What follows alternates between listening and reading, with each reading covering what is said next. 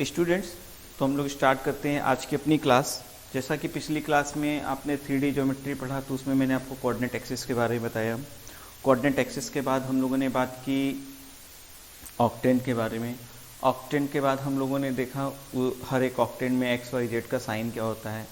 उसके बाद हम लोग देखें डिस्टेंस फार्मूला, और डिस्टेंस फार्मूला पे बेस्ड कुछ क्वेश्चन किए। ठीक है, तो आज डिस्टेंस फार्मूला पे बेस्ड हम लोग कुछ और क्वेश्चंस करेंगे। 1 बाई 1 उन क्वेश्चंस को देखेंगे, उसके बाद हम लोग सेक्शन फार्मूला पढ़ेंगे। ठीक है, आई होप तो कॉपी पेन लेकर रेडी हो जाइए। हम लोग स्टार्ट करते हैं, क्वेश्चन से स्टार्ट करते हैं।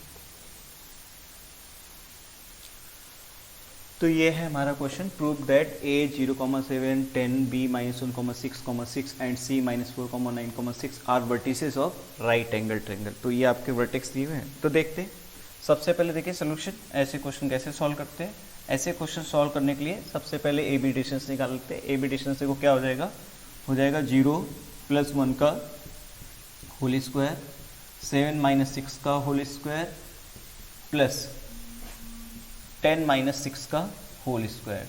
तो यहाँ से 1 मिलेगा, यहाँ से 1 मिलेगा, यहाँ से 16 मिलेगा, तो ये आ जाएगा कितना √18। ठीक है, उसके बाद हम लोग बी सी डिस्टेंस निकाल लेते हैं।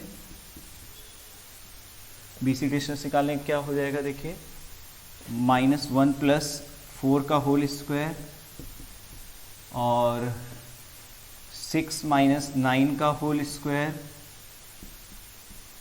प्लस 6 - 6 का होल स्क्वायर। तो कितना आ जाएगा 9 + 9, ये आ जाएगा कितना √18। ठीक है ना। उसके बाद हम लोग ए सी डिस्टेंस निकाल लेते हैं। ये डिस्टेंस निकाल के देखते हैं कितना आता है, 0 + 4 का होल स्क्वायर प्लस 7 - 9 का होल स्क्वायर प्लस 10 - 6 का होल स्क्वायर इक्वल कितना हो जाएगा 16 + 4 20 + 16, तो ये आ जाएगा √36। तो अगर आप देखोगे यहाँ पे हम लोग क्या कर सकते हैं, AC² = AB² + BC²। मीन्स क्या हो जाएगा 36 = 18 + 18। तो ये क्या कर रहा है, ये आपका पाइथागोरस थ्योरम फॉलो कर रहा है। तो hence A, B, and C are vertices of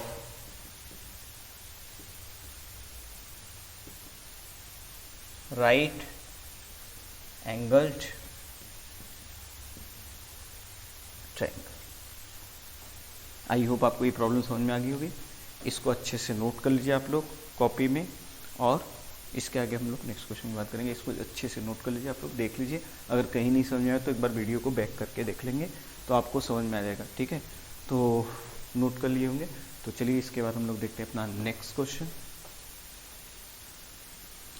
तो देखिए हमारा है नेक्स्ट क्वेश्चन। नेक्स्ट क्वेश्चन में क्या है, so that the points A 1, 2, 3, B -1, -2, -1, 2, 3, 2, D 4, 6, 4, 7, 6 are vertices of parallelogram but it is not rectangle. ठीक है, करते हैं। देखिए ध्यान से समझिएगा, आपको चीज़ें क्लियर होंगी ध्यान से। जैसे देखिए ए पॉइंट आपको क्या बोल रहा है, ए पॉइंट हम लोग बोला हुआ है 1, 2, 3। बी पॉइंट क्या बोल रहा है हम लोगों को, बी बोल रहा है -1, -2, -1। सी क्या बोल रहा है हम लोगों को, सी बोल रहा है 2, 3, 2। और डी क्या बोल रहा है हम लोगों को 4, 7, 6। ऐसे ये पॉइंट है। ठीक है, तो हम लोग एक एक करके डिस्टेंस निकालते हैं। सबसे पहले ए बी डिस्टेंस निकाल लेते हैं। ए बी डिस्टेंस अगर आप निकालोगे कितना आ जाएगा, 1 + 1 का होल स्क्वायर प्लस 2 + 2 का होल स्क्वायर प्लस 3 + 1 का होल स्क्वायर, 3 + 1 का होल स्क्वायर कितना आ जाएगा 4 आ जाएगा, और 16 आ जाएगा 20 हो जाएगा, 20 और 16 36, तो ये आ जाएगा 6। ए बी आ गया। ए बी के बाद हम लोग क्या करते हैं, बी सी डिस्टेंस निकाल लेते हैं। ये देखते हैं कितना आता है, -1, -2 का होल स्क्वायर -2, -3 का whole square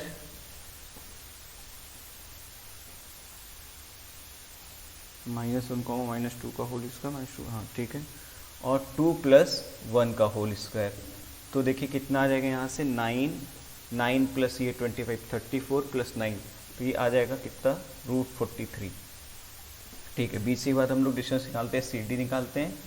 C D distance देखें कितना आ जाएगा, सी डी डिस्टेंस 4 - 2 का होल स्क्वायर प्लस 7 - 3 का होल स्क्वायर प्लस 6 - 2 का होल स्क्वायर। तो कितना आ जाएगा 4 + 16 20 + 16, तो ये आ जाएगा कितना 6 आ जाएगा। ठीक है, तो फिर हम लोग डी ए डिस्टेंस निकाल लेते हैं। डी ए डिस्टेंस निकालेंगे, देखिए कितना आ जाएगा 4 - 1 का होल स्क्वायर प्लस 7 - 2 का होल स्क्वायर और प्लस 6 - 3 का होल स्क्वायर। तो ये देखिए कितना हो जाएगा 9 + 25 34 और कितना आ जाएगा √43। तो अब देखिए यहाँ से हम लोग क्या बोल सकते हैं, A B = C D and BC = DA. Hence, ABCD are parallelogram. तो देखो एक तो हम लोग को प्रूव करना था कि पैरेललोग्राम है, यस इट इज। अब हम लोग इसके बाद देखिए क्या करेंगे, हम लोग ये डिस्टेंस निकाल लेंगे, AC डिस्टेंस निकालेंगे। तो AC डिस्टेंस देखो कितना आ जाएगा, AC हम लोग निकालेंगे 1 - 2 का होल स्क्वायर प्लस 2 - 3 का होल स्क्वायर प्लस 3 - 2 का होल स्क्वायर। तो ये आ जाए कितना √3। ठीक है, उसके बाद हम लोग BD डिस्टेंस निकाल लेंगे। BD अगर निकालेंगे तो देखिए क्या हो जाएगा 4 + 1 का होल स्क्वायर 4 + 1 का होल स्क्वायर 7 + 2 का होल स्क्वायर प्लस 6 + 1 का होल स्क्वायर। ठीक है, कितना आ जाएगा 25 + 81 25 + 81 81 + 49। तो 81 + 49 हो जाएगा हम लोग का कितना 130 + 50। तो ये आ जाएगा √155। तो अब यहाँ से AC is not equal to BD, मतलब डायगोनल्स इक्वल नहीं है। Hence ABCD is not rectangle. ठीक है, उसके लिए डायगोनल इक्वल आना चाहिए था। तो ठीक है, तो हम लोगों ने पैरेललोग्राम भी दिखा दिया और दूसरा दिखाना था कि हम लोग को ये रेक्टेंगल नहीं होगा तो उसके लिए डायगोनल्स निकाल के उनकी लेंथ इक्वल नहीं। तो इस तरीके से हम लोग डिस्टेंस फार्मूला का यूज़ करके डिफरेंट पिछली क्लास में हम लोग लोकस का भी क्वेश्चन कर लिए थे। आई होप आपको ये चीज़ें समझ में आ रही होंगी, इनको नोट कर लीजिए तो फिर हम लोग अपनी नेक्स्ट चीज़ सीखते हैं। ठीक है, तो आप लोग को समझ में आएगा। देखो डिस्टेंस फार्मूले से हम लोग कोलिनिटी दिखा सकते हैं, नेचर ऑफ ट्रायंगल दिखा सकते हैं और दिखा सकते हैं ये कि किस तरह स्क्वायर है, रेक्टेंगल है, पैरेललोग्राम है। तो डिस्टेंस फार्मूला का यूज़ करके कि ट्रायंगल भी में भी राइट एंगल ट्रायंगल है, आइसोसेलेस ट्रायंगल है, इक्विलेटरल ट्रायंगल है, तो डिस्टेंस फार्मूला से हम लोग ये सारी बातें बता सकते हैं। तो ये सारे क्वेश्चन आपको डिस्टेंस फार्मूला के यूज़ करके करना है। ठीक है, तो हम लोग आगे की बात करते हैं, ध्यान से समझिएगा। अब हम लोग देखेंगे जैसा सेक्शन फार्मूला। ठीक है ना, सेक्शन फार्मूला समझते हैं किसको बोलते हैं। अब देखिए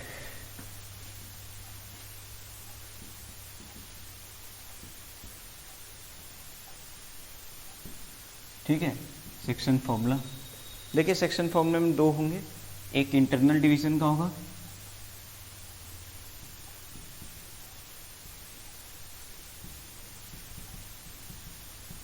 इंटरनल डिवीजन। देखो उसके लिए समझा देते हैं क्या होगा। जैसे देखिए ये पॉइंट A हो गया, ये पॉइंट B हो गया, दो पॉइंट है अपने पास। इस पॉइंट का कोऑर्डिनेट क्या है x1, y1, z1 है और इस पॉइंट का कोऑर्डिनेट x2, y2, z2।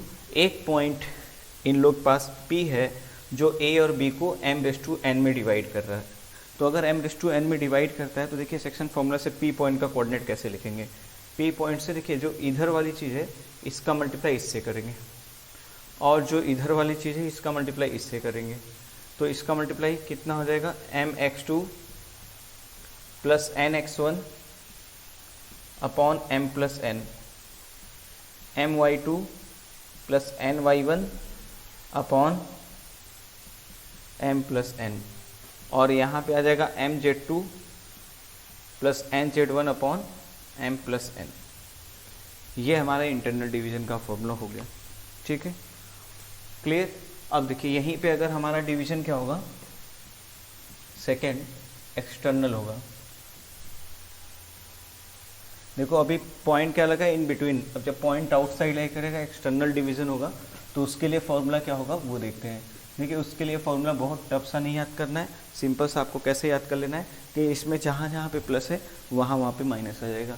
तो इसको भी आप M X two minus N X one upon M minus N M Y two minus N Y one upon यहाँ पे हो जाएगा एम माइनस एन, और यहाँ पे आ जाएगा M Z two minus N Z one upon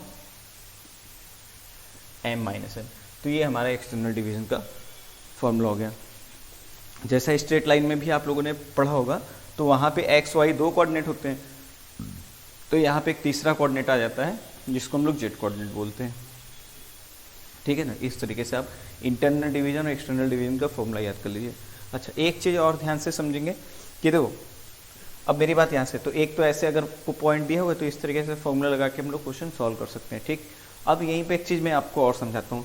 जैसे देखो ये जो दिख रहा है, इसमें मैं क्या करता हूँ, न्यूमरेटर और डिनोमिनेटर को n से डिवाइड कर लेता हूँ। क्या कर रहा हूँ, न्यूमरेटर और डिनोमिनेटर को n से डिवाइड कर लेता हूँ। देखते हैं क्या होता है। न्यूमरेटर डिनोमिनेटर को जैसे ही n से डिवाइड करेंगे तो हम लोग को देखो क्या मिल जाएगा, m by N x two plus x one upon m by N plus one m by N Y two plus Y one upon m by N plus one, m by N Z two plus Z one upon m by N plus one, ऐसा आ जाएगा। अब देखो ये m भी constant है, यहाँ पे n भी कांस्टेंट है, तो दो कांस्टेंट का रेशियो हम लोग यहाँ पे लैम्डा ले सकते हैं। तो यहाँ पे हम लोग लिख सकते हैं lambda X two plus x one lambda plus one, lambda Y two plus one upon lambda plus one, और यहाँ पे क्या हो जाएगा lambda Z two plus one upon lambda plus one. इस तरीके से लिख सकते हैं, जहाँ पर हमारे पास लैम्डा इक्वल टू क्या है, lambda equal to M by N है। तो इसको जो हम लोग बोलेंगे, इसको हम लोग बोलेंगे क्या, division in lambda ratio to one, internal division into lambda ratio to one.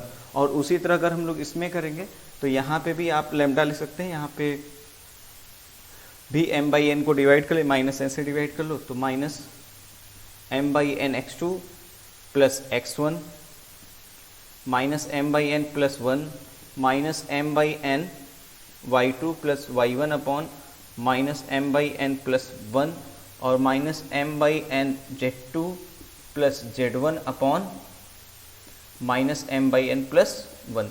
इस तरीके से हमारे पास आ जाएगा। तो हमारे पास यहाँ पे माइनस m बाई एन है, तो ठीक है, यहाँ पे n बाई एन दिख रहा है माइनस m। तो मेरा ये कहना है कि सिंपल सा इन दोनों को पीछे बताने के, कभी भी आपको पूछा जाए कि वाई जेड प्लेन को किस रेशियो में डिवाइड कर रहा है, या किसी गिवन प्लेन के इक्वेशन दे देगा उसको किस रेशियो में डिवाइड कर रहा है, हम लोग ऐसा क्वेश्चन करेंगे तो आप लोग सीख लेंगे। या कोई दो पॉइंट को तीसरा पॉइंट किस रेशियो में डिवाइड कर रहा है, तो उसको निकालने का तरीका सिंपल सा होगा, आप m रेस टू n नहीं मानिएगा, आप सिंपल सा क्या मान लीजिएगा, लैम्डा रेस टू वन, ऐसा मान लेंगे। क्या मान लेंगे, लैम्डा रेस टू वन। अब देखो लैम्डा रेस टू वन में दो चीज़ें होंगी। अगर लैम्डा आता है greater than zero, for example suppose that कि हमारे पास लैम्डा इक्वल टू आ गया कितना, अल्फा बाई बीटा, तो हम लोग बोलेंगे डिवीजन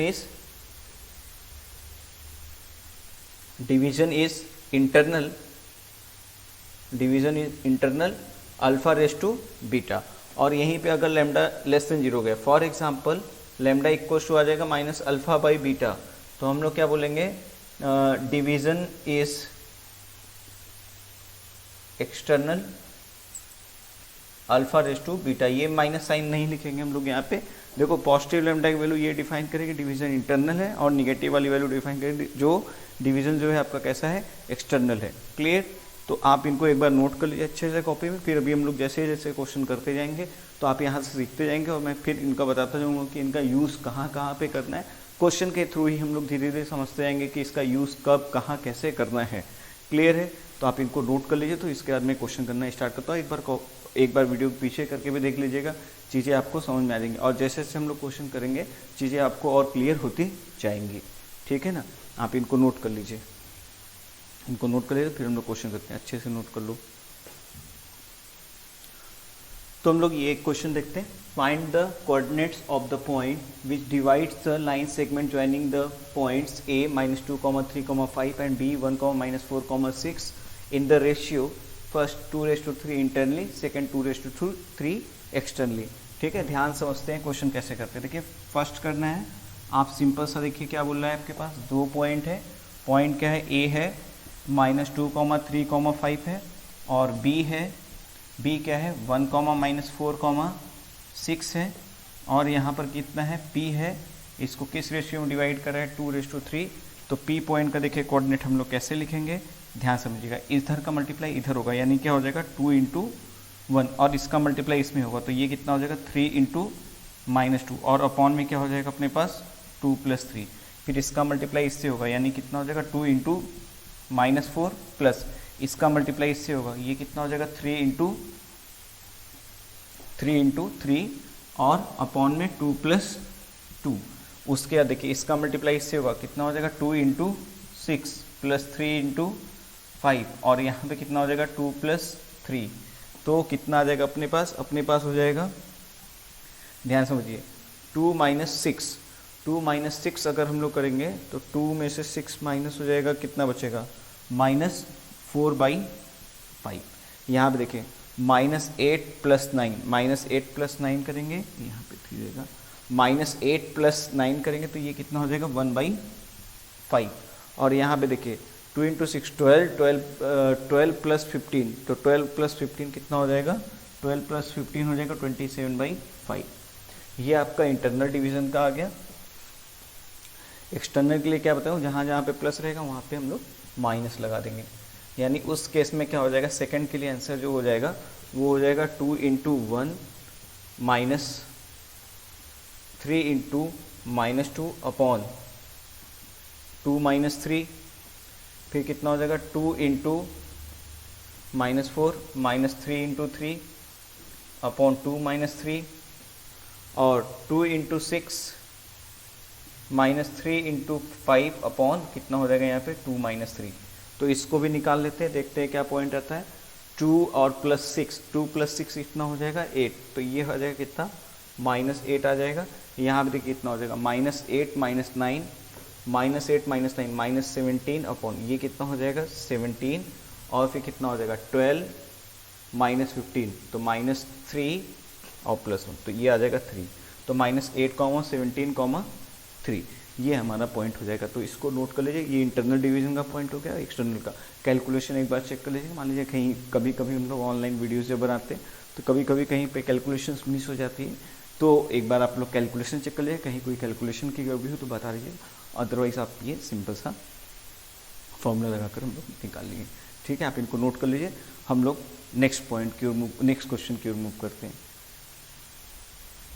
ठीक है, तो हम लोग नेक्स्ट क्वेश्चन ये देखते हैं। Find the ratio in which YZ plane divides the line segment formed by joining the points -2,4,7 and 3,-5,8।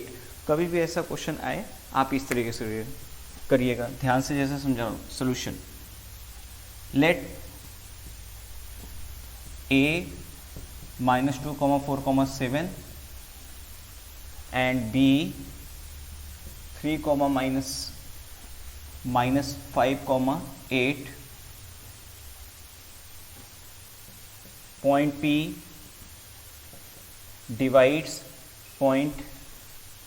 P divides in the ratio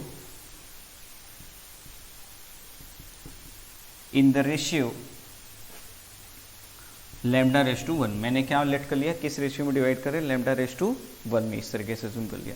ठीक है, तो हम लोग पॉइंट देखो, आप हमेशा इंटरनली डिवीजन करके हम लोग लिखेंगे, जो आंसर आना होगा अपना एक्सटर्नल का भी आना होगा तो आ जाएगा, इसमें बहुत परेशान होने की ज़रूरत नहीं है। तो हम लोगों ने क्या मान लिया λ/1। ए क्या था हमारे पास -2,4,7 और बी क्या था हमारे पास, बी हमारे पास था 3, -5,8। तो अगर हम लोग पी पॉइंट का कोऑर्डिनेट लिखेंगे तो P पॉइंट का कोऑर्डिनेट कितना आ जाएगा, -2, यहाँ पे 3 लैम्डा -2 अपॉन लैम्डा प्लस 1, उसके बाद -5 lambda plus 4 upon lambda plus 1, और उसके बाद 8 lambda plus 7 upon lambda plus 1। अब देखो किस प्लेन की बात किया है, प्लेन आपसे बात की गई वाई जेड प्लेन की।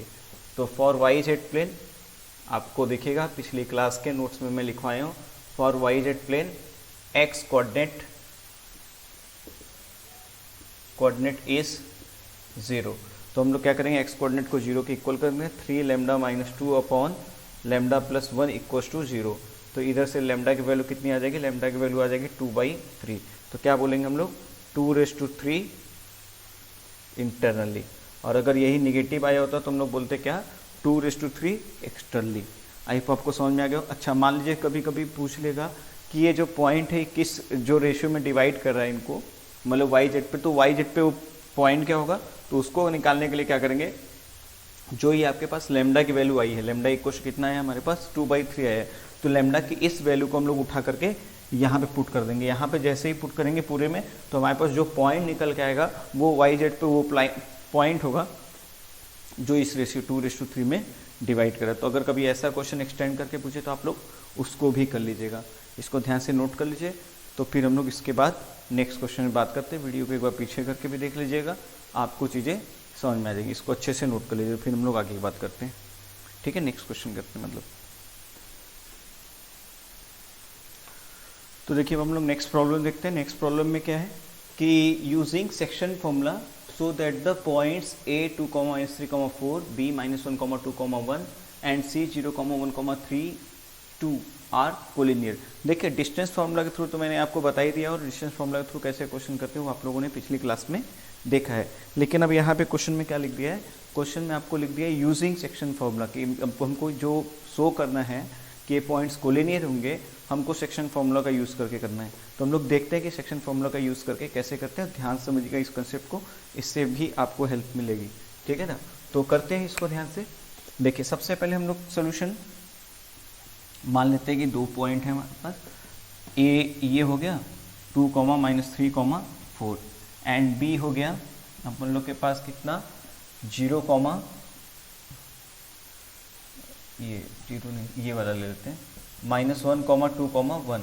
मान लेते हैं कि C अगर कोलिनियर होना तो C या तो इनके एक्सटर्नली लाई करे, मतलब C अगर यहाँ पे भी हो जाए, यहाँ पे हो जाए, तो हम लोग बोल देंगे डिवीजन में एक्सटर्नल पे पॉइंट है, तब भी ये क्या हो जाएगा, यहाँ पे भी हो जाए तब भी कोलिनियर हो जाएंगे, या C आपका यहाँ पे भी हो तब भी कोलिनियर। तो हम लोग एज्यूम कर लेते हैं कि C अगर यहाँ पे है तो C मान लेते हैं किस रेशियो में डिवाइड करें, λ/1 में।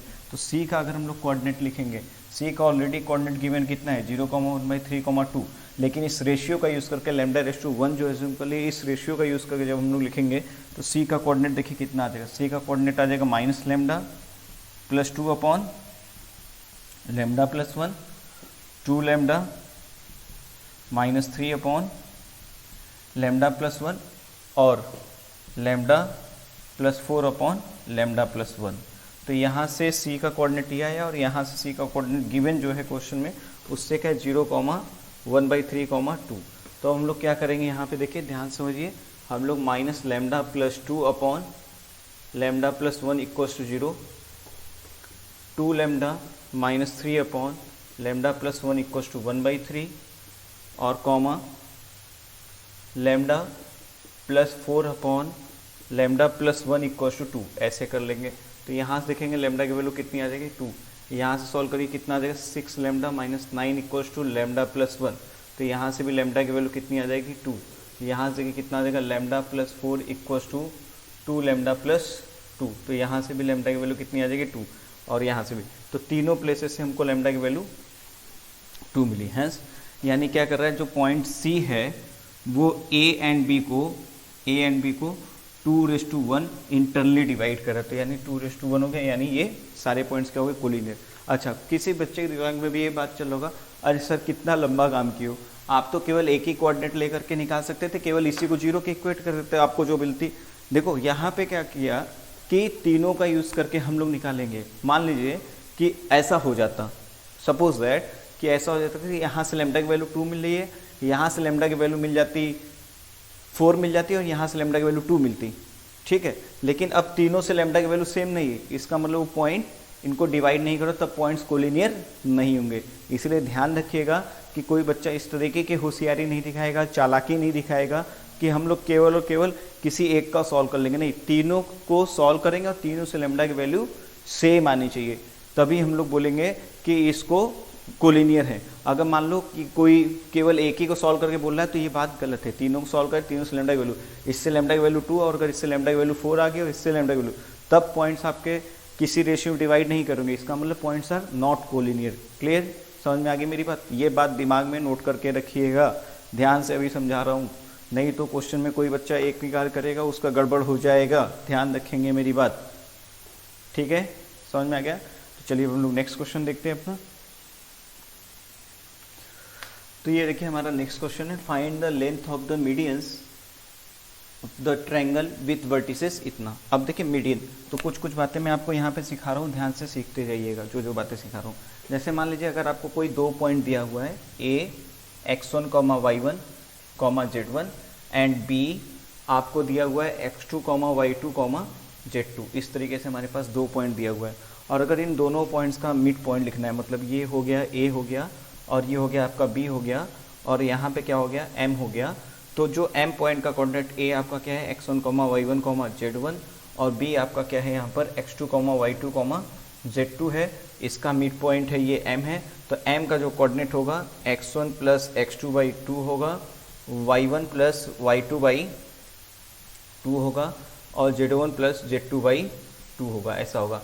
साथ ही साथ एक बात आप और समझ लीजिए, अगर एक ट्रायंगल है उसके तीनों वर्टिसेस गिवन हैं, जैसे इसका वर्टेक्स मान लेते हैं क्या है x1, y1, z1 ये है, इसका एक वर्टेक्स क्या है x2, y2, z2 है और एक थर्ड वर्टेक्स है c x3, y3, z3 है। इस तरीके से हमारे पास 3 वर्टेक्स है। अगर तो अगर हम लोग इसका सेंट्रॉयड लिखेंगे, सेंट्रॉयड g, तो सेंट्रॉयड g का कोऑर्डिनेट क्या हो जाएगा? सेंट्रॉयड g का कोऑर्डिनेट हो जाएगा x1 plus x2 plus x3/3, y1 plus y2 plus y3/3, z1 plus z2 plus z3/3। इस तरीके से हम लोग इसके कोऑर्डिनेट्स निकाल सकते हैं, मतलब सेंट्रॉयड के कोऑर्डिनेट। तो मिड पॉइंट ऐसे निकालेंगे, ट्रायंगल का सेंट्रॉयड ऐसे निकालेंगे, ठीक है? इनको नोट कर लीजिए अच्छे से अपनी कॉपीज़ में और नोट करके लिख लीजिए। तो फिर हम लोग इस क्वेश्चन के बारे में डिस्कशन करते हैं। तो आई होप आपको क्लियर हो गया होगा, नोट कर लिया होगा अब तक आप लोगों ने, नहीं तो वीडियो रोक करके नोट कर लीजिएगा, ठीक? तो अब हम लोग अपने क्वेश्चन पे बात करते हैं, ठीक है ना? अब देखो क्वेश्चन क्या पूछ रहा है, लेंथ ऑफ मीडियंस पूछ रहा है। तो देखिए पहले समझाते हैं आपको मीडियन किसको बोलते हैं, उसके बाद हम लोग निकालते हैं उनकी लेंथ। जैसे देखिए यहाँ पे अगर ये कोई ट्रायंगल है, देखो मेरी बात ध्यान समझो, अगर ये कोई ट्रायंगल है, ट्रायंगल ABC है, ABC, तो मीडियन वो स्ट्रेट लाइन होती है जैसे इस वर्टेक्स से पास करेगा और ये इक्वली डिवाइड करेगा। तो हम लोग मतलब इस साइड के मिड पॉइंट से और इस वर्टेक्स को जो कनेक्ट कर रहा होगा उसको हम लोग क्या बोलते हैं? मीडियन बोलते हैं। क्लियर, आपको समझ में आ गया होगा मीडियन क्या होता है, ठीक है? तो हम लोग आते हैं अपने क्वेश्चन पे। अब सारे मीडियंस की लेंथ पूछ रहा है, तो देखिए तो पहले हम लोग क्या करेंगे, डायग्राम बना लेते हैं अच्छे से, तब आप ज़्यादा अच्छा क्लियर कर पाएंगे। देखिए यहाँ पर ये हमारा ट्रायंगल हो गया, ट्रायंगल के वर्टेक्स क्या है A 0,0,6 और B क्या है हमारे पास 0,4,0 और C हमारे पास क्या है, C है 6,0,0। ऐसा हो गया, ये हमारे मीडियंस आ गए, सॉरी ये हमारे वर्टिसेस है। तो हम लोग फर्स्ट निकालते हैं मीडियन। तो फर्स्ट मीडियन मान लेते हैं P है। तो अब देखो P का कोऑर्डिनेट कैसे निकालें, क्योंकि मिड पॉइंट होता है तो मिड पॉइंट आपको लिखना दिखा दिया 0 + 6/2, तो ये कितना हो जाएगा 3, 4 + 0/2 तो ये कितना हो जाएगा 2, 0 + 0 तो ये कितना हो जाएगा 0। तो इस वाले मीडियन का जो लेंथ हो जाएगा कौन से, AP मीडियन, तो AP आ जाएगा 0 - 3 का होल स्क्वायर, 0 - 2 का होल स्क्वायर प्लस 6 माइनस 0 का यहाँ पर क्या हो जाएगा होल स्क्वायर, तो इसका जो लेंथ आ जाएगा 9 प्लस 4 13, 13 प्लस 36 49, तो इसका लेंथ आ जाएगा कितना 7। ठीक है, उसके बाद देखें क्योंकि सभी का पूछा तो इस मीडियन को निकालते हैं। ये मान लेते हैं Q है, तो पहले तो Q पॉइंट का कोऑर्डिनेट लिख लेते हैं 0 प्लस 6, तो ये हो जाएगा 3 A B, हाँ ठीक है ठीक है ठीक है, ये हो जाएगा 3, 0 प्लस 0 ये हो जाएगा 0 और ये हो जाएगा कितना 3, तो मिड पॉइंट निकल गया। तो हम लोग क्या निकाल लेंगे BQ डिस्टेंस निकाल लेंगे, ठीक है ना। BQ डिस्टेंस देखिए कितना आ जाएगा, BQ ये आ जाएगा 3 माइनस 0 का होल स्क्वायर प्लस 0 माइनस 4 का होल स्क्वायर प्लस 3 माइनस 0 का होल स्क्वायर, तो ये देखिए कितना आ जाएगा 9 प्लस 9 18, 18 प्लस 16, 18 प्लस 16 कितना हो जाएगा 34, तो ये आ जाएगा रूट में कितना 34, तो ये वाली लेंथ आ गई।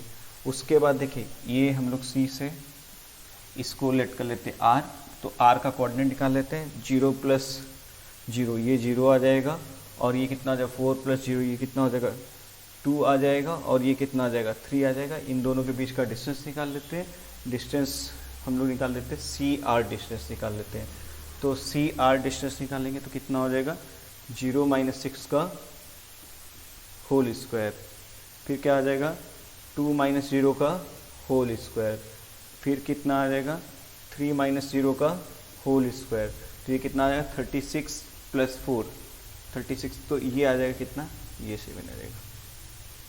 क्लियर है, तो आप लोग इसको एक बार नोट कर लीजिए, समझ में आ गया हो कैसे हम लोगों ने लेंथ ऑफ मीडियन निकाला। क्लियर होगा, ठीक है नोट कर लो। इसके बाद हम लोग अपना नेक्स्ट क्वेश्चन देखते हैं, ठीक है। तो हम लोग देखते हैं अपना नेक्स्ट क्वेश्चन, बोला है if the origin is the centroid of triangle PQR with vertices 2a, 2, 6 Q minus 4, 3, B minus 10 and R 8, 14, 2C, find the values of OBC। ठीक है, बहुत ही सिंपल सा क्वेश्चन है। देखिए centroid of triangle PQR given कितना है हमारे पास origin मतलब 0, 0, 0, और जो मैंने सेंट्रॉइड का आप लोग को फॉर्मूला होता है उससे निकालेंगे कितना हो जाएगा 2a minus 4 plus 8/3, 2 plus 3b plus 14/3, 6 minus 10 plus 2c/3। ये यानी हम लोग के पास देखिए क्या हो जाएगा, हम लोग के पास हो जाएगा 2a प्लस 4/3 इक्वल्स टू 0। उसके बाद क्या हो जाएगा 3b प्लस 16/3 इक्वल्स टू 0। उसके बाद क्या हो जाएगा 2c माइनस 4/3 इक्वल्स टू कितना आ जाएगा 0 हो जाएगा। तो यहाँ से देखिए a की वैल्यू कितनी आ जाएगी -2, b की वैल्यू कितनी आ जाएगी -16/3, c की वैल्यू कितनी हो जाएगी, c की वैल्यू हो जाएगी 2। This is the your answer. ठीक है, एक बार आप लोग कैलकुलेशन चेक कर ले, कहीं पे कोई प्रॉब्लम हो तो आप बता ले, तो इस तरीके के क्वेश्चन आप लोग कर लेंगे। क्लियर है, समझ में आ गई मेरी बात नीली? ठीक है, तो हम लोग देखते हैं इसके बाद नेक्स्ट प्रॉब्लम, इसको अच्छे से नोट कर लीजिए वीडियो रोक करके ध्यान से। तो इसके बाद देखते हैं नेक्स्ट क्वेश्चन। तो ये देखिए हमारे ये नेक्स्ट प्रॉब्लम, इसमें क्या बोला है find the coordinates of the point on y axis, coordinate of the point on y axis which are at a distance of 5√2 from the point P3, -2, 5। देखिए इसका ध्यान समझिए solution. Let point on y axis B is 0, β, 0, ऐसा late कर लिया हम लोगों ने। ठीक है, अब अकॉर्डिंग क्वेश्चन क्या है, अकॉर्डिंग क्वेश्चन है, इसको ये मान लेते हैं। अकॉर्डिंग क्वेश्चन हमारे पास क्या है AP इक्वल्स टू 5√2, तो अगर हम लोग AP का स्क्वायर कर लेंगे तो AP का स्क्वायर कितना आ जाएगा 50, तो इसको निकालते हैं। देखिए ये कितना आ जाएगा 3 - 0 का होल स्क्वायर प्लस -2 - β का होल स्क्वायर प्लस 5 माइनस 0 का होल स्क्वायर इक्वल्स टू 50।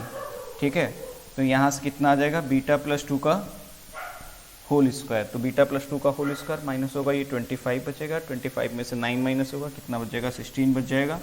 तो बीटा प्लस 2 इक्वल्स टू हमारे पास देखिए कितना आ जाएगा, हमारे पास 4 हो जाएगा और ये -4 हो जाएगा। बीटा की वैल्यू कितनी हो जाएगी, 2 हो जाएगी और -6 हो जाएगा। तो